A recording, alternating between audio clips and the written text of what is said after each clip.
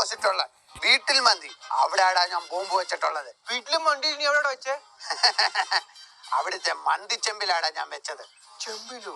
ഞാൻ ഒരു സത്യം പറയട്ടാ, ആ മന്തി മൊത്തം ഞാൻ തിന്നടാ.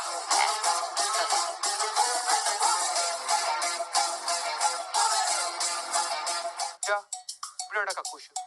എടോ ഒന്ന് പറയടാ. അവിടെ താങ്ക്സ്റ്റാ.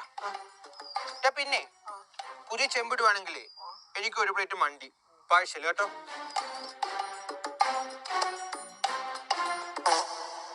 ബോംബ് ആക്രമണത്തിൽ നിന്നും കേരളത്തെ രക്ഷിച്ച പീറ്ററിന് ലോകത്തിന്റെ ആദരവ്.